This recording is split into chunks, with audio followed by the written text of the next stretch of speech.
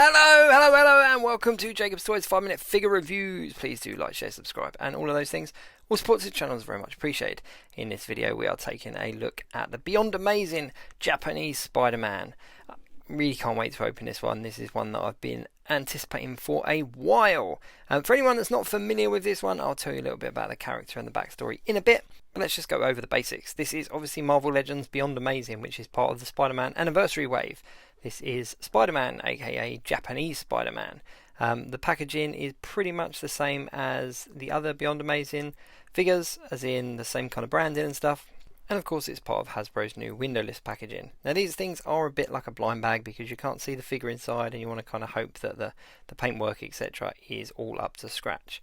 They're all wrapped in these sort of paper bag things.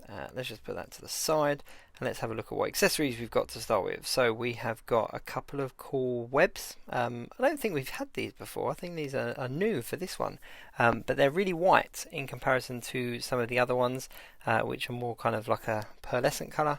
And you've got one of these kind of web swing things as well, again in a very white colour, which is cool. They're nice accessories. You've also got two closed fist hands.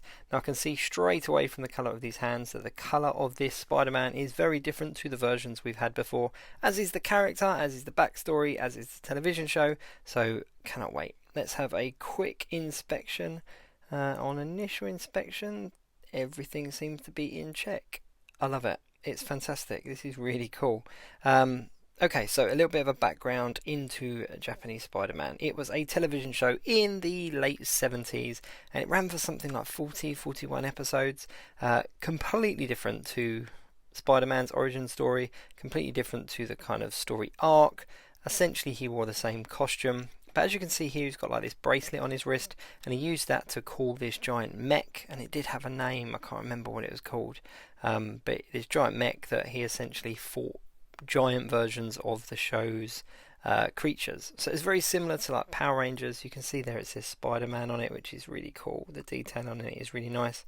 But it was very similar to Power Rangers, as in the main character had a costume. There was a storyline that went on with the character, and I'm not going to insult anyone by trying to pronounce the name of the main character, but it wasn't Peter Parker. But yes, you had the main character, you had his kind of story arc, you then had the kind of fights that Spider-Man had, and then at some point in the show he would call his giant mech and he'd pilot the mech and fight and defeat the bad guy, the giant bad guy.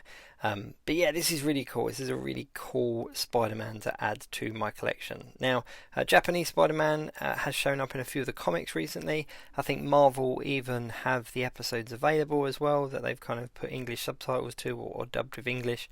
And he is going to also appear in the upcoming sequel to Into the Spider-Verse. Here he is next to the Renew Your Vows Spider-Man, and as you can see the colours on him really pop. They're a completely different blue and red, and here he is next to Bombastic Bagman as well. These are the closest Spider-Man figures I had to hand. But you can see that he is significantly different, not only in aesthetics like the look, but the mask is different, the sculpting is different. He looks like he's wearing a kind of pajama suit, if you like, very similar to how he was in a television show. And these white soles as well represent like his shoes. And that's all pinless. The articulation is really good. Mine is very stiff though, so I'm going to be a bit careful when I start sort of warming up those joints and moving it about. He also comes with this web swing, but he doesn't come with any gripping hands. So I suppose that would be my only criticism for this. Would be nice to get a pair of gripping hands, because he did hold on to the rope and you saw him holding onto the rope in the show.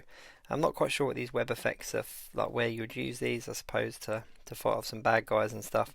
But yeah, he's really cool. He's a real kind of addition for those that are Spider-Man fans, because he wouldn't necessarily go up against your regular villains, so he wouldn't kind of square off against the villains that we've got already in our collection, but he does look really cool on a sort of a Spider-Verse or a Spider-Man shelf.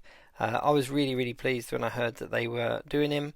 I really hope they revisit also the American TV show Spider-Man and give us that version as well. But you can see here the detailing is really cool, and the guys who produced this one, who sculpted this one, obviously cared about what it was they were doing, because it's a real homage to the actual show itself. It's just bonkers that we've got a Japanese Spider-Man action figure in this day and age. That's just really cool. Let's just move him back But yeah, really nice figure. A must have for any Spider-Man fan without a doubt. This is a cool addition to the collection. Thanks very much for watching. Please do like, share, subscribe, all of those things, and check my channel for more 5-minute figure reviews. See you soon.